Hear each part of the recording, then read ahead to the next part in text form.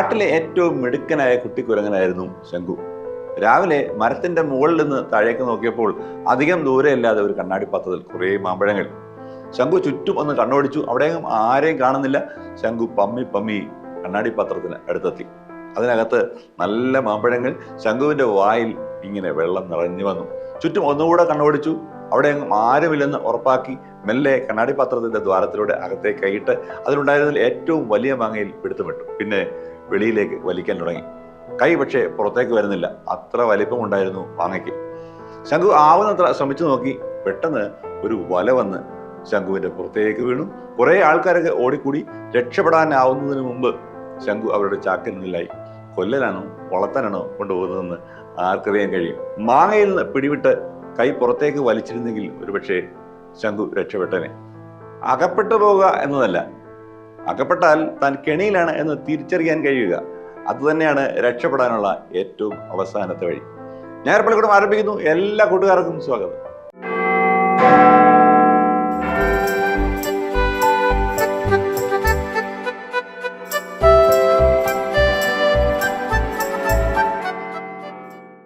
സൂക്ഷ്മത ഉണ്ടാവണം എല്ലാ കാര്യങ്ങളിലും.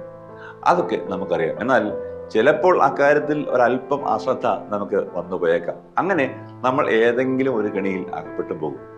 അല്ലാതെ ആരെങ്കിലും മനഃപൂർവ്വമായി ഏതെങ്കിലും കെണിയിൽ അകപ്പെടാൻ ആഗ്രഹിക്കുമോ? സൂക്ഷ്മതയും ശ്രദ്ധയും നിലനിർത്താൻ വലിയ നോമ്പിൽ ചില ക്രമീകരണങ്ങളുണ്ട്. അക്കാര്യത്തെക്കുറിച്ചാണ് നമ്മുടെ പ്രിയപ്പെട്ട തിരുമേനിയപ്പച്ചൻ ഇന്ന് നമ്മളോട് പറയുന്നത്. അഭിമന്യ ഡോക്ടർ ഗബ്രിയേൽ മാർ ഗ്രിഗോറിയോസ് മെത്രാപ്പോലീത്തയുടെ സന്ദേശത്തിലേക്ക് സൂക്ഷ്മത ഉണ്ടായിരിക്കട്ടെ.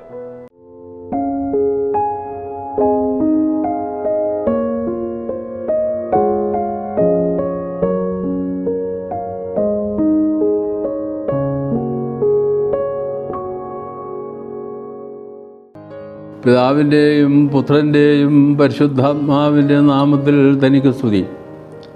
ഞായർ പള്ളിക്കൂടത്തിലെ എൻ്റെ കൊച്ചു കൂട്ടുകാർക്ക് ക്രിസ്തുവേശുവിൽ സ്നേഹവന്ദനം. പ്രിയപ്പെട്ട കുഞ്ഞുങ്ങളെ, പരിശുദ്ധ വലിയ നോമ്പ് കാലമാണല്ലോ ഇത്. രണ്ടാം ആഴ്ചയിലേക്ക് നാം പ്രവേശിച്ചു കഴിഞ്ഞു. രണ്ടാം ആഴ്ച ഏതാണ്ട് പൂർത്തിയായി. മൂന്നാം ആഴ്ചയിലേക്ക് നാം പ്രവേശിക്കുകയാണ്. ഇന്ന് മൂന്നാം ഞായറാഴ്ചയാണ്. നോമ്പിലെ മൂന്നാം ഞായറാഴ്ചയായ ഇന്ന് തളർവാദ രോഗിയെ സൗഖ്യമാക്കുന്ന സംഭവമാണ് പ്രത്യേകമായി അനുസ്മരിക്കുന്നത്. തളർന്നു കിടക്കുകയാണ് രോഗി. ആ തളർച്ചയെ കർത്താവ് മാറ്റി എഴുന്നേൽപ്പിച്ച് നടത്തുമാറാക്കുകയാണ്. അങ്ങനെ നടത്തുന്നു എന്നുള്ളതിന് തെളിവായി അയാൾ കിടക്കയെടുത്തുകൊണ്ട് ഭവനത്തിലേക്ക് മടങ്ങിപ്പോകുവാൻ കർത്താവ് ആവശ്യപ്പെടുന്നു. ഈ അവസരം പ്രത്യേകമായി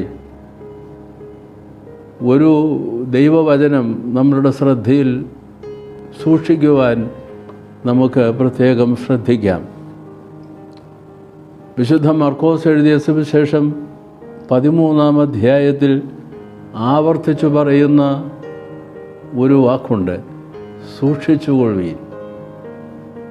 ഇന്നത്തെ നമ്മുടെ പ്രത്യേകമായ പഠനത്തിനായി സൂക്ഷിച്ചുകൊള്ളുവീൻ എന്ന വാക്യശകലം നമുക്ക് സ്വീകരിക്കാം. വിശുദ്ധ മർക്കോസ് എഴുതിയ സുവിശേഷം 13-ാം അധ്യായം 5, 9, 23, 33 എന്നിങ്ങനെ 4 വാക്യങ്ങളിലായി 4 പ്രാവശ്യം സൂക്ഷിച്ചുകൊള്ളുവീൻ എന്ന് രേഖപ്പെടുത്തുന്നു. നമ്മളുടെ ശാരീരികമായ തളർച്ച നമ്മളെ നിലംപരിയാക്കും. എഴുന്നേൽക്കാൻ ആവാതെ വരും വിധം നമ്മളെ തളർത്തിക്കളയും. അതിൽ നിന്ന് നമ്മൾ എഴുന്നേറ്റ് ശക്തിയോടെ നിലകൊള്ളുവാൻ, ശക്തിയോടെ മുമ്പോട്ട് കൊണ്ടുപോകുവാൻ നമ്മളെ സഹായിക്കുന്ന ഒരു വാചകമാണ് സൂക്ഷിച്ചുകൊള്ളുവീൻ എന്നുള്ള കർത്താവിൻ്റെ പ്രത്യേകമായ സൂചന. സൂക്ഷിച്ചുകൊള്ളുവീൻ. നമ്മളുടെ ജീവിതത്തെ നമ്മൾ സമഗ്രമായി സൂക്ഷിക്കേണ്ടതുണ്ട്.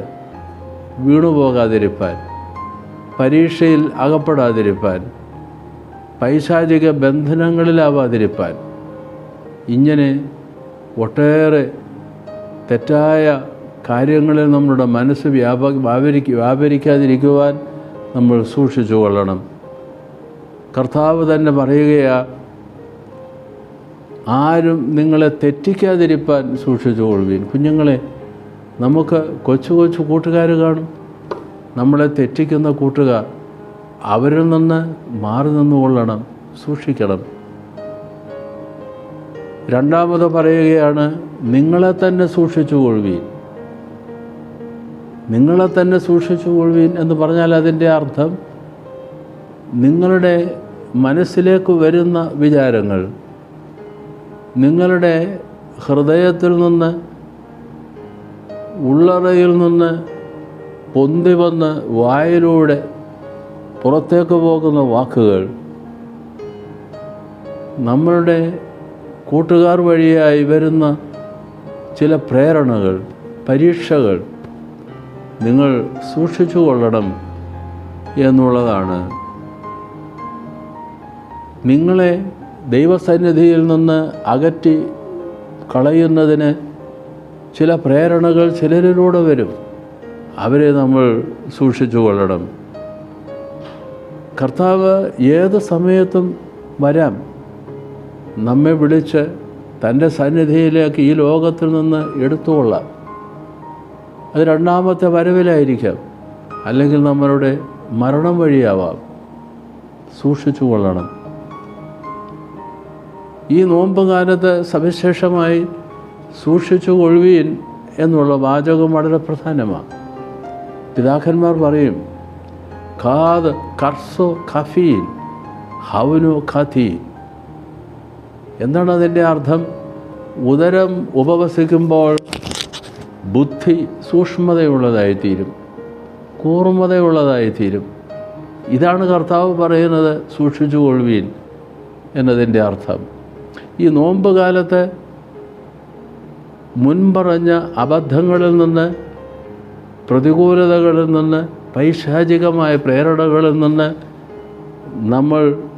നമ്മളെ തന്നെ സംരക്ഷിക്കുവാൻ, സൂക്ഷിച്ചു കൊള്ളുവാനുള്ള ഒരു ഉപായം നമ്മൾ ഉപവാസം അനുഷ്ഠിക്കണമെന്നുള്ളതാണ്. ഉദരം ഉപവസിക്കുമ്പോൾ ബുദ്ധി സൂക്ഷ്മതയുള്ളതായിത്തീരും. ബുദ്ധി സൂക്ഷ്മതയുള്ളതായിത്തീരുമ്പോൾ നന്മതിന്മകളെ തിരിച്ചറിയുവാൻ നമുക്ക് കെൽപ്പുണ്ടാകും.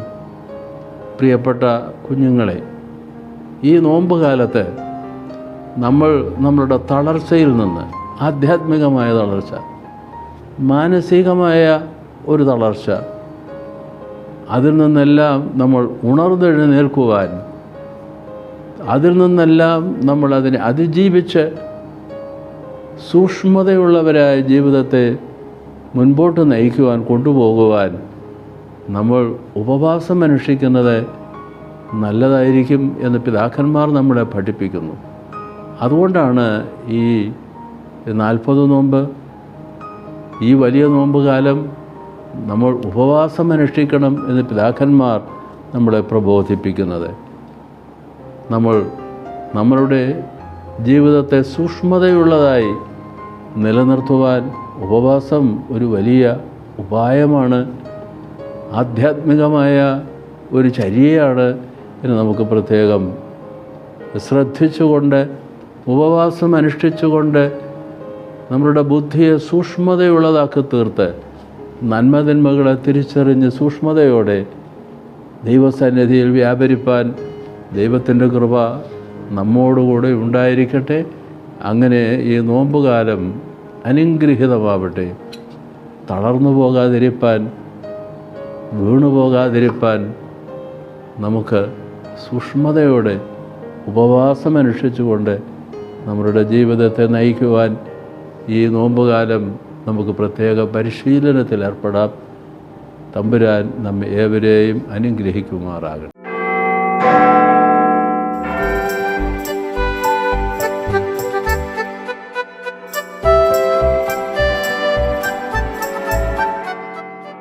പോകാം. ഇതെന്തോന്ന് കോലോടി? ഈ ഡ്രസ്സിന് എന്താണ് കുഴപ്പം? ഇത്രയും സിമ്പിളായി ഡ്രസ് ചെയ്യുന്ന പെമ്പിളേരെ പുരുഷന്മാർക്ക് ഇഷ്ടമല്ല എന്നാണോ? ഇതാണ് സിമ്പിൾ ഡ്രസ്. അമ്മേ, ഇപ്പത്തെ കാലാവസ്ഥക്ക് ഇതാണ് ഏറ്റവും പറ്റിയ ഡ്രസ്സ്. 11 മണി മുതൽ 3 മണി വരെ വെയിൽ കൊള്ളരുത്. പിന്നെ ഒരു കൊടയോ അല്ലെങ്കിൽ തൊപ്പിയോ എടുക്കണ ഏറ്റവും നല്ലത്. അതുപോലെ തന്നെ ഒരു കുപ്പിയിലും വെള്ളം എടുക്കാം. അതാകുമ്പോ ദാഹിച്ചാലും ഇല്ലെങ്കിലും കുടിക്കാം. പിന്നെ ചായ, കാപ്പി, സോഡ ഇതെല്ലാം ഒഴിവാക്കാം. ഇതെന്തോ സർക്കാരിന്റെ മുന്നറിയിപ്പല്ലോ. അതെ, അതായത് നമ്മൾ തിളപ്പിച്ചാറിയ വെള്ളം കുടിക്കണം. അതുപോലെ ഫ്രൂട്ട്സ്, സലാഡ് ഇതെല്ലാം കഴിക്കുക. പിന്നെ ഉപ്പിട്ട കഞ്ഞിവെള്ളം, നാരങ്ങ വെള്ളം, അതുപോലെ തന്നെ ORS എല്ലാം കുടിക്കാം. ബാക്കി ഞാൻ പറഞ്ഞുതരാം. ഈ കൊടും ചൂടത്ത് പാർക്ക് ചെയ്തേക്കുന്ന വാഹനങ്ങളിൽ കുട്ടികളെയോ വളർത്തുമൃഗങ്ങളെയോ ഇരുത്തിയിട്ട് പോകാൻ പാടില്ല. കാട്ടുതീക്ക് സാധ്യത ഉള്ളതിനാൽ വനമേഖലകളോട് അടുത്ത് താമസിക്കുന്നവരും വിനോദസഞ്ചാരികളും ജാഗ്രത പാലിക്കുക. വെയിലത്ത് ജോലി ചെയ്യുന്നവർ ജോലി സമയം ക്രമീകരിക്കണം. ഇത് വല്ലതും നിനക്കറിയാവോ? ആഹാ, അമ്മാള് പുലിയാണല്ലോ. എന്താ ഇതുപോലെ സിമ്പിളായിട്ട് ഉപദേശം തരുന്ന അമ്മമാരെ മക്കൾക്ക് ഇഷ്ടമല്ലേ?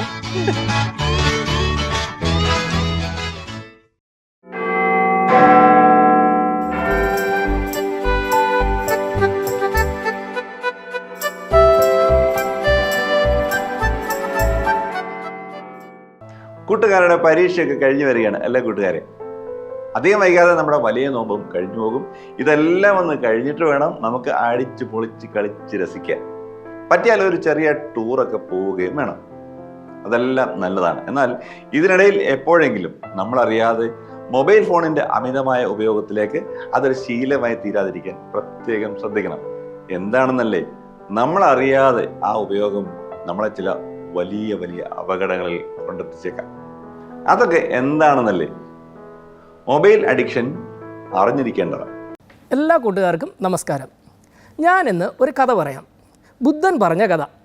അതായത് മടിമൂത്ത് ഒരു ആനയ്ക്കുള്ളിൽ താമസമാക്കിയ ഒരു കുറുക്കൻ്റെ കഥയാണ്. ഒരു ദിവസം ഒരു കാട്ടിലൂടെ കുറുക്കൻ ഇങ്ങനെ വിശന്ന് വലഞ്ഞിങ്ങനെ പോവുകയായിരുന്നു. അപ്പോൾ ദാ കിടക്കുന്നു ഒരു ആന ചരിഞ്ഞു എന്ന് വെച്ചാൽ മനസ്സിലായല്ലോ, ഒരു മരിച്ചു കിടക്കുന്നൊരു ആന. ആ കൊള്ളാം. അപ്പോൾ കുറുക്കൻ വിചാരിച്ചു, കുറേ നാളത്തേക്ക് കഴിക്കാനുള്ള വകയായല്ലോ, എന്തായാലും ഇവിടെ അങ്ങ് താമസം തുടങ്ങാം, എന്നിട്ട് ആനയെ പെതിയെ കഴിച്ചു തുടങ്ങാമെന്ന് വിചാരിച്ചു. അങ്ങനെ കുറുക്കൻ ഓരോ ദിവസവും ആനയെ കുറച്ചായിട്ട് കഴിക്കാൻ തുടങ്ങി. 1-2 ദിവസം കഴിഞ്ഞപ്പോൾ കുറുക്കന് മനസ്സിലായി, എല്ലാ ദിവസവും ഈ മാംസം കഴിക്കണമെങ്കിൽ ഞാൻ തോലൊക്കെ വലിച്ചു പൊട്ടിക്കണം. അതിലും ഭേദം ഈ വലിച്ചു പൊട്ടിച്ച തോലിലൂടെ ആനയുടെ ഉള്ളിൽ കയറിയിരുന്ന് കഴിച്ചാൽ ഇച്ചിരിയും കൂടെ എളുപ്പമല്ലേ. അങ്ങനെ കുറുക്കൻ എന്ത് ചെയ്തു, ആനയുടെ ഉള്ളിൽ ഇറങ്ങിയിരുന്നിട്ട് ഭക്ഷിക്കാൻ തുടങ്ങി. അപ്പോൾ വയറ് നിറഞ്ഞു കഴിയുമ്പോൾ വെളിയിൽ വന്ന് കിടന്നുറങ്ങും, വീണ്ടും വിശക്കുമ്പോൾ അകത്ത് കയറിയിരുന്ന് ഭക്ഷിക്കും. അങ്ങനെ കുറേ ദിവസം കഴിഞ്ഞപ്പോഴത്തേക്ക് കുറുക്കൻ വിചാരിച്ചു, ഞാനെന്തിനാ വെളിയിലേക്ക് വരുന്നേ, ഉള്ളിൽ തന്നെ താമസിക്കുകയാണെങ്കിൽ കൂടുതൽ സൗകര്യമല്ലേ, അവിടെ തന്നെ ഭക്ഷണം കഴിക്കുന്നു, അവിടെ തന്നെ ഉറങ്ങുന്നു, അവിടെ തന്നെ ഭക്ഷണം കഴിക്കുന്നു, ഉറങ്ങുന്നു. അങ്ങനെ ദിവസങ്ങൾ ഒരുപാട് കഴിഞ്ഞുപോയി. അങ്ങനെ കുറുക്കൻ വളരെ സുഖകരമായിട്ട് ഈ ആനയ്ക്കുള്ളിൽ ഇങ്ങനെ ഭക്ഷണമൊക്കെ കഴിച്ച് ആനയെ കഴിച്ച് ഇങ്ങനെ ജീവിക്കുകയാണ്. അങ്ങനെ കുറേ നാൾ കഴിഞ്ഞപ്പോഴത്തേക്ക് അതിൻ്റെ അകത്തുള്ള മാംസം ദുർഗന്ധമൊക്കെ വമിക്കാൻ തുടങ്ങി, മാംസം കേടാകാൻ തുടങ്ങി. പക്ഷേ ഒരുപാട് നാളായിട്ട് ഈ ആനയുടെ ഉള്ളിൽ താമസിക്കുന്നത് കൊണ്ട് കുറുക്കൻ ഇതൊന്നും തിരിച്ചറിയാൻ പറ്റിയില്ല. കുറച്ച് നാൾക്ക് ശേഷം കുറുക്കൻ ആനയുടെ മാംസമൊക്കെ കഴിഞ്ഞപ്പോഴത്തേക്ക് വെളിയിൽ വന്ന് തൻ്റെ വീട്ടിലേക്ക് പോകുന്ന വഴിക്ക് അവിടെയുള്ളൊരു പുഴയിൽ സ്വന്തം രൂപം, അതിൻ്റെ പ്രതിബിംബം കണ്ട് കുറുക്കൻ അങ്ങ് അന്താളിച്ചു പോയി. ഒരുപാട് നാളായി സൂര്യപ്രകാശം ഒന്നും ഏൽക്കാതെ, ഒരുപാട് നാളായി കുളിക്കാതെ, വളരെ വൃത്തികെട്ട ഒരു രൂപം, തൻ്റെ രോമമെല്ലാം പൊഴിഞ്ഞു പോയി, ശരീരം മുഴുവൻ വ്രണമായി. അപ്പോൾ കുറുക്കൻ ഇത് കണ്ട് വളരെയേറെ സങ്കടം തോന്നി. ഇതുപോലെ തന്നെയാണ് നമ്മൾ പലപ്പോഴും മൊബൈൽ ഫോൺ ഉപയോഗിക്കുന്നത്. അതായത് നമ്മൾക്കറിയാം, നമ്മൾ ഒരിക്കലും മൊബൈൽ ഫോൺ ഉപയോഗിച്ച് കഴിയുമ്പോൾ നമ്മൾക്ക് കുറേ സന്തോഷം തോന്നും. അപ്പോൾ നമ്മൾ എന്ത് ചെയ്യും, വീണ്ടും കുറച്ച് നേരം കൂടെ ഉപയോഗിക്കാൻ തോന്നും. അങ്ങനെ നിരന്തരം നമ്മൾ എന്ത് ചെയ്യും, മൊബൈൽ ഫോൺ ഉപയോഗിച്ചു കൊണ്ടേയിരിക്കും. അപ്പോൾ ഈ മൊബൈൽ ഫോൺ ഉപയോഗിക്കുമ്പോൾ നമ്മളുടെ ശരീരത്തിൽ എന്ത് മാറ്റമാണ് വരുന്നതെന്ന് കൂട്ടുകാർക്കറിയാമോ? അതായത് നമ്മളുടെ തലച്ചോറിൻ്റെ മുൻഭാഗത്ത് ഒരു രാസപ്രവർത്തനം നടക്കും, അല്ലെങ്കിൽ ഒരു രാസപ്രവർത്തനത്തിൻ്റെ ഭാഗമായിട്ട് ഡോപ്പമിൻ എന്ന് പറയുന്ന ഒരു കെമിക്കൽ ഉണ്ടാകും. അപ്പോൾ ഈ കെമിക്കലിനൊരു പ്രത്യേകതയുണ്ട്. എന്താണെന്നറിയുമോ? അത് ഭയങ്കരമായിട്ട് നമ്മൾക്ക് സന്തോഷം തരും. അപ്പോൾ നമ്മൾക്ക് ഏറെ ഇഷ്ടമുള്ള കാര്യങ്ങൾ ചെയ്യുമ്പോഴാണ് നമ്മളുടെ ശരീരത്തിൽ ഇത്തരത്തിലുള്ള ഒരു കെമിക്കൽ ഉണ്ടാകുന്നത്. നമ്മൾ കളിക്കുന്നു, അല്ലെങ്കിൽ നമ്മൾക്ക് ഇഷ്ടമുള്ള ഭക്ഷണം കഴിക്കുന്നു, നല്ല പാട്ട് കേൾക്കുന്നു, ഉറങ്ങുന്നു, അങ്ങനെ നമ്മൾക്ക് ഏറ്റവും ഇഷ്ടമുള്ള കാര്യങ്ങൾ ചെയ്യുമ്പോൾ നമ്മുടെ ശരീരത്തിൽ ഈ ഡോപ്പമിൻ ഉണ്ടാകും. അപ്പോൾ ഡോപ്പമിൻ ഉണ്ടാകുമ്പോൾ എന്താ സംഭവിക്കുന്നത്? നമ്മൾക്ക് ഒരുപാട് സന്തോഷം കിട്ടും. അപ്പോൾ നമ്മൾക്കെല്ലാം അടിസ്ഥാനപരമായിട്ട് ഒരുപാട് സന്തോഷത്തോടു കൂടി ഇരിക്കാൻ ആഗ്രഹിക്കുന്നവരല്ലേ? അപ്പോൾ മൊബൈൽ ഫോൺ ഉപയോഗിക്കുമ്പോൾ നമ്മുടെ ശരീരത്തിൽ ഡോപ്പമിൻ ഉണ്ടായി, നമ്മൾക്ക് ഏറെ സന്തോഷമുണ്ടായി. അപ്പോൾ നമ്മുടെ ശരീരം എന്ത് ചെയ്യും? നമ്മുടെ തലച്ചോറ് എന്ത് ചെയ്യും? കൂടുതൽ സന്തോഷത്തിനായിട്ട് ശ്രമിക്കും. അപ്പോൾ കൂടുതൽ സന്തോഷം എങ്ങനെയാണ് കിട്ടുന്നത്? പഠിക്കുമ്പം കിട്ടുമോ? ഇല്ല. അപ്പോൾ എന്താ ചെയ്യുന്നത്? കൂടുതൽ നേരം കളിക്കും. എവിടെ കളിക്കും? മൊബൈൽ ഫോണിൽ കളിക്കും. അങ്ങനെ കൂടുതൽ നേരം കളിക്കുമ്പോൾ കൂടുതൽ ഡോപ്പമിൻ നമ്മുടെ ശരീരത്ത് ഉൽപ്പാദിപ്പിക്കും. അങ്ങനെ കുറേ നാൾ കഴിയുമ്പോൾ നമ്മൾ പോലും അറിയാതെ നമ്മൾ മൊബൈൽ ഫോണിന് അടിമപ്പെട്ടു പോകും. അപ്പോൾ കുറച്ച് നേരം മൊബൈൽ ഫോണൊക്കെ ഉപയോഗിക്കുന്നു എന്ന് കരുതി നമ്മളെല്ലാം മൊബൈൽ ഫോണിന് അടിമകളൊന്നുമല്ല കേട്ടോ. കുറേ നേരം ഉപയോഗിക്കുമ്പോൾ അല്ലെങ്കിൽ നിരന്തരമായിട്ട് നമ്മളുടെ മൊബൈൽ ഫോണിൻ്റെ ഉപയോഗം കൂടി വരുന്നുണ്ടെങ്കിൽ നമ്മൾക്ക് മൊബൈൽ ഫോൺ ഇല്ലാതെ ജീവിക്കാനേ പറ്റില്ല എന്നൊരവസ്ഥയൊക്കെ ആണെങ്കിൽ നമ്മൾ തിരിച്ചറിയണം, നമ്മൾക്ക് ഒരു പ്രശ്നമുണ്ട്, നമ്മൾക്കൊരു സ്വഭാവ വൈകല്യമുണ്ട്, ഒരു ബിഹേവിയറൽ ഡിസോർഡർ ഉണ്ട്. അതാണ് മൊബൈൽ അഡിക്ഷൻ. അപ്പോൾ ഇത്തരത്തിൽ മൊബൈൽ അഡിക്ഷൻ ഉണ്ടെന്ന് നമ്മൾക്ക് തിരിച്ചറിയാൻ ഒരു എളുപ്പ വഴിയുണ്ട്. അതായത് നമ്മൾ വേഗം ഒരു ദിവസം നമ്മൾ മൊബൈൽ ഫോണൊന്നും ഉപയോഗിക്കുന്നില്ല എന്ന് കരുതി ഒന്ന് മാറ്റി വെച്ച് നോക്കിക്കേ. അപ്പോൾ നമ്മൾക്ക് വല്ലാത്ത ഒരു വല്ലാത്ത ദേഷ്യം വരുന്നു, അല്ലെങ്കിൽ ഒട്ടും വിശ്രമമില്ലായ്മ തോന്നുന്നു, നമ്മൾക്ക് ഉറക്കമില്ലായ്മ വരുന്നു, നമ്മൾക്ക് ഭയങ്കരമായിട്ട് അസ്വസ്ഥതയൊക്കെ തോന്നുന്നു. എത്രയും വേഗം മൊബൈൽ ഫോൺ ഉപയോഗിച്ചേ പറ്റൂ എന്നുള്ള ഒരു തോന്നലുണ്ടാകുന്നുണ്ടെങ്കിൽ ഉറപ്പിച്ചോ നമ്മൾക്ക് മൊബൈൽ ഫോൺ അഡിക്ഷൻ ആയിക്കഴിഞ്ഞു. അപ്പോൾ ഇത്തരത്തിൽ അഡിക്ഷൻ ഉണ്ടെങ്കിൽ നമ്മൾക്ക് ചടപടേന്നും പറഞ്ഞത് നിർത്താനൊന്നും കഴിയില്ല കേട്ടോ. കാരണം നമ്മളുടെ ശരീരത്തിൽ നേരത്തെ പറഞ്ഞതുപോലെ ഡോപ്പമിൻ്റെ അളവ് ക്രമീകരിച്ച് കുറച്ച് കൊണ്ടുവന്ന് മാത്രമേ നമ്മൾക്ക് മൊബൈൽ ഫോണിൻ്റെ ഉപയോഗം കുറയ്ക്കാൻ പറ്റൂ. അപ്പോൾ അതിന് എന്താണ് വേണ്ടുന്നതെന്ന് നിങ്ങൾക്കറിയുമോ? നമ്മൾ ആദ്യമേ മനസ്സിലാക്കണം, എനിക്ക് മൊബൈൽ ഫോണിൻ്റെ അഡിക്ഷൻ ഉണ്ടോ? മൊബൈൽ ഫോണിൻ്റെ അഡിക്ഷൻ ഉണ്ടെങ്കിൽ എനിക്ക് ഒരു സ്വഭാവ വൈകല്യം, ഒരു ബിഹേവിയറൽ ഡിസോർഡർ ഉണ്ട് എന്ന് മനസ്സിലാക്കുക. അതിനുശേഷം ഗ്രാജുവലി പതിയെ ഓരോ ദിവസവും കുറച്ച് സമയം വെച്ചിട്ട് മൊബൈൽ ഫോണിൻ്റെ ഉപയോഗം കുറച്ച് കൊണ്ടുവരാൻ നോക്കുക. അതൊരു പക്ഷേ നമ്മൾക്ക് ഒറ്റയ്ക്ക് പറ്റണമെന്നില്ല, നമ്മൾക്ക് മുതിർന്നവരുടെ സഹായവും തേടേണ്ടതായിട്ട് വരും. അപ്പോൾ നമ്മൾ വേഗത്തിൽ നിർത്താൻ ശ്രമിക്കുകയേ ചെയ്യരുത്. കാരണം എന്താണെന്നറിയാമോ? നമ്മളുടെ ശരീരം റിയാക്റ്റ് ചെയ്യും. അത് വിഡ്രോവൽ സിൻഡ്രം കാണിക്കും. വിഡ്രോവൽ സിൻഡ്രം എന്ന് പറയുമ്പോൾ നമ്മൾക്ക് വേഗം ഭയങ്കരമായിട്ടുള്ള നിരാശ തോന്നാം, അല്ലെങ്കിൽ ഭയങ്കരമായിട്ടുള്ള ആങ്സൈറ്റി, ഉത്കണ്ഠ ഉണ്ടാകാം. ഇത്തരത്തിൽ പലതരത്തിലുള്ള പ്രശ്നങ്ങൾ ഒരു പക്ഷേ നമ്മളുടെ ശരീരത്തിൽ വന്നേക്കാം. അതുകൊണ്ട് വളരെ വേഗത്തിൽ ഒരു കാരണവശാലും നമ്മൾ മൊബൈൽ ഫോണിൻ്റെ ഉപയോഗം കുറയ്ക്കാൻ ശ്രമിക്കരുത്. അതിൻ്റെ അർത്ഥം മൊബൈൽ ഫോണിൻ്റെ ഉപയോഗം കുറയ്ക്കരുത് എന്നല്ല, അത് വളരെ പതിയെ വേണം കുറച്ച് കൊണ്ടുവരാൻ. അത് നമ്മൾ 1-2 മാസം എടുത്ത് നമ്മളുടെ മൊബൈൽ ഫോണിൻ്റെ ഉപയോഗം കുറയ്ക്കണം. ഇനി കൂട്ടുകാർക്ക് മറ്റൊരു കാര്യം അറിയാമോ? നമ്മളിപ്പോൾ മൊബൈൽ ഫോൺ ഉപയോഗിക്കുമ്പോൾ പ്രത്യേകിച്ച് ഒരു പ്രശ്നവും നമ്മൾക്ക് തോന്നുന്നില്ലായിരിക്കാം. നമ്മൾക്കല്ലെങ്കിൽ കുറേ നേരം ഉപയോഗിച്ചാലും നമ്മൾക്ക് അങ്ങനെ ശരീരത്തിന് വേറെ പ്രശ്നങ്ങളോ തലവേദനയോ കണ്ണിന് വേദനയോ ഒന്നും തോന്നുന്നില്ലായിരിക്കാം. പക്ഷേ ഇതിന് വലിയൊരു പ്രശ്നമുണ്ട്. നമ്മളുടെ ശരീരത്തിൽ നേരത്തെ പറഞ്ഞതുപോലെ ഡോപ്പമിൻ്റെ അളവ് ഒരു പരിധി കടന്നു കഴിയുമ്പോൾ പിന്നെ മൊബൈൽ ഫോൺ എത്ര ഉപയോഗിച്ച് കഴിഞ്ഞാലും അതിൻ്റെ അളവ് കൂടാതെ വരും. അങ്ങനെ വരുന്ന അവസരങ്ങളിൽ പ്രത്യേകിച്ച് നമ്മൾക്കൊരു 18 വയസ്സിനൊക്കെ ശേഷം നമ്മളുടെ ശരീരത്തിൽ ഡോപ്പമിൻ കൂടുതലായിട്ട് ഉൽപ്പാദിപ്പിക്കാൻ മൊബൈൽ ഫോണിൻ്റെ ഉപയോഗം കൊണ്ട് കഴിയാതെ വരും. അത്തരമൊരവസ്ഥയിൽ നമ്മുടെ ശരീരം എന്ത് ചെയ്യുമെന്നറിയാമോ? അല്ലെങ്കിൽ നമ്മളുടെ മനസ്സ് എന്ത് ചെയ്യുമെന്നറിയാമോ? മറ്റു പല ദുർശീലങ്ങളും നമ്മൾ ശീലിക്കാൻ തുടങ്ങും. അതൊരു പക്ഷേ ഗാംബ്ലിംഗ് ആയിരിക്കാം, അല്ലെങ്കിൽ ലഹരി മരുന്നുകളുടെ ഉപയോഗമായിരിക്കാം. എല്ലാ കൂട്ടുകാരും അങ്ങനെ ആകുമെന്നല്ല ഞാൻ പറയുന്നത്. പക്ഷേ നമ്മളുടെ കൂട്ടത്തിലുള്ള ചിലരെങ്കിലും അത്തരത്തിൽ വഴിതെറ്റിപ്പോകാനുള്ള സാധ്യതയുണ്ട്. അതുകൊണ്ട് തന്നെ നമ്മളുടെ മൊബൈൽ ഫോണിൻ്റെ ഉപയോഗം നമ്മൾ എപ്പോഴും നിയന്ത്രിക്കുക തന്നെ വേണം. നമ്മളെ ഉപയോഗിക്കാൻ മൊബൈൽ ഫോണിനെ അനുവദിക്കരുത്. നമ്മൾ വേണം മൊബൈൽ ഫോണിനെ ഉപയോഗിക്കാൻ. അപ്പോൾ ഞാൻ ഈ പറഞ്ഞ കാര്യം മനസ്സിലായോ? ഇത് നമ്മളുടെ ശരീരത്തിലുണ്ടാകുന്ന മാറ്റങ്ങൾ മനസ്സിലായോ? അപ്പോൾ ഇത്രയും പറഞ്ഞ കാര്യങ്ങൾ നിങ്ങളെല്ലാവരും മനസ്സിൽ വെച്ചിരിക്കുക. നമ്മൾ പതിയെ നമ്മളുടെ ശീലത്തിൻ്റെ ഭാഗമാക്കുക മൊബൈൽ ഫോണിൻ്റെ ഉപയോഗം എങ്ങനെ കുറച്ചു കൊണ്ടുവരാം എന്നുള്ളത്. അതുപോലെ തന്നെ നമ്മൾ ശ്രദ്ധിക്കേണ്ട മറ്റൊരു കാര്യമാണ് നമ്മുടെ സാമൂഹിക മാധ്യമങ്ങൾ അല്ലെങ്കിൽ നമ്മുടെ സോഷ്യൽ മീഡിയ സൈറ്റുകളുടെ ഉപയോഗം. നമ്മുടെ സോഷ്യൽ മീഡിയ സൈറ്റിലൊക്കെ നമ്മൾക്ക് ഒരു പരിചയമില്ലാത്ത ആളുകളെയൊക്കെ നമ്മൾ ഫോളോവേഴ്സ് ആക്കാറുണ്ട്, അതേപോലെ നമ്മൾ ഫ്രണ്ട്സ് ആക്കാറുണ്ട്. ഇതെല്ലാം ചെയ്യുന്നത് എന്തിനാണ്? നമ്മൾക്ക് കൂടുതൽ ലൈക്ക് കിട്ടുന്നതിന് വേണ്ടിയും നമുക്ക് കൂടുതൽ ഷെയറുകൾ കിട്ടുന്നതിന് വേണ്ടിയും ഒക്കെയാണ്. പക്ഷേ ഇതിൻ്റെ എല്ലാം പ്രശ്നമെന്ന് പറയുന്നത് ഈ കൂട്ടത്തിൽ ചില കഴുകൻ കണ്ണുകളുമായിട്ട് കുറുക്കൻ്റെ ബുദ്ധിയുമായിട്ടുള്ള ചിലരും കടന്നു വരും. അവർ നമ്മളറിയാതെ നമ്മളെ പലതരത്തിലുള്ള ചതികളിൽ പെടുത്താനുള്ള സാധ്യതയുണ്ട്. ഒരുപക്ഷെ നമ്മളെല്ലാം വിചാരിക്കും എനിക്ക് അത്തരത്തിലുള്ള ഒരു പ്രശ്നങ്ങളും പറ്റാറില്ല. പക്ഷേ നമ്മളുടെ നാട്ടിൽ എപ്പോഴും പത്രമാധ്യമങ്ങൾ നോക്കുകയാണെങ്കിൽ ഓരോ ദിവസവും വരുന്ന വാർത്തകൾ എന്തുമാത്രം ഇത്തരത്തിലുള്ള കേസുകളുണ്ടെന്ന് നമ്മൾക്കെല്ലാം അറിയാമല്ലോ.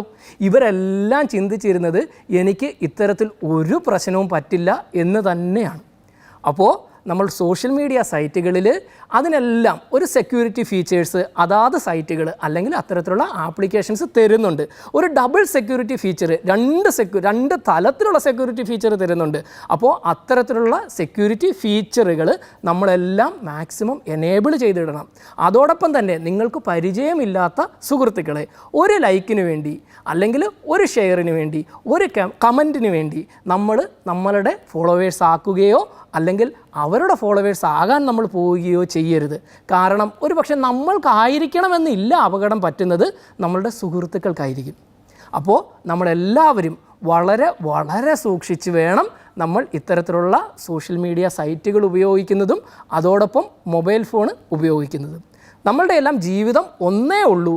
അത് ഒരിക്കലും നമ്മൾക്ക് വിഷമിക്കാനുള്ള ഒരു വഴിയായി മാറരുത്.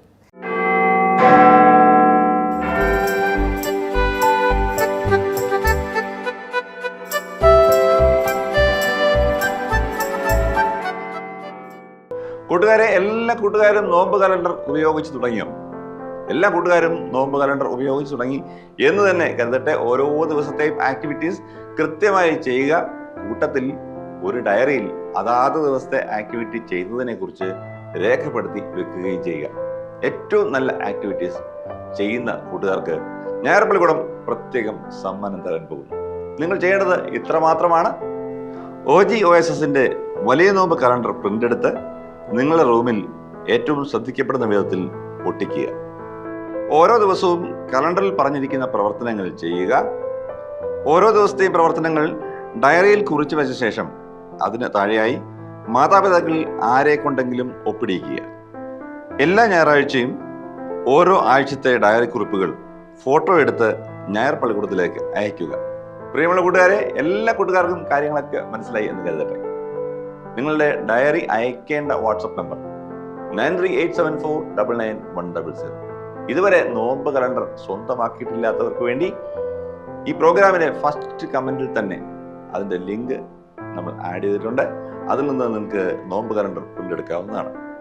ഞായറാഴ്ച മുതൽ ശനിയാഴ്ച വരെയുള്ള പ്രവർത്തനങ്ങൾ അതാത് ദിവസം എഴുതി വെച്ച ശേഷം ശനിയാഴ്ച തന്നെ ഫോട്ടോ എടുക്കുക, ഞായറാഴ്ച അയച്ചു തരിക. ഞായർ പള്ളിക്കൂടത്തിന്റെ ഇന്നത്തെ സമയം അവസാനിക്കുകയാണ്. നിങ്ങളുടെ അഭിപ്രായങ്ങൾ കമന്റ് ബോക്സിൽ രേഖപ്പെടുത്തുക. തിരുവനന്തപുരത്തേക്ക് വിളിക്കുന്നവർ 2713 എന്ന ഫോൺ നമ്പർ ഓർത്ത് വയ്ക്കുക. ഞായർ പള്ളിക്കൂടം എല്ലാ ഞായറാഴ്ചയും ഇന്ത്യൻ സമയം രാവിലെ 7 മണിക്ക് ലൈവാണ്. പിന്നീട് 11:30 OSSI ബോധനം ചാനലിലും OSSIബോധനം.org എന്ന വെബ്സൈറ്റിലും ലഭ്യമാണ്. വൈകിട്ട് 7 മണിക്ക് ഗ്രിഗോറിയൻ TVയിലും ലഭ്യമാണ്. വിവിധ ഫേസ്ബുക്ക് പേജുകളിലും ലഭ്യമാണ്. മുടങ്ങാതെ കാണണം, ഷെയർ ചെയ്യണം, സബ്സ്ക്രൈബ് ചെയ്യണം. അടുത്ത ആഴ്ച കാണാൻ ആഗ്രഹിച്ചുകൊണ്ട് ചാച്ചൻ സന്തോഷ് ബൈ പറയുന്നു. എല്ലാ കൂട്ടുകാരെയും ദൈവം അനുഗ്രഹിക്കും.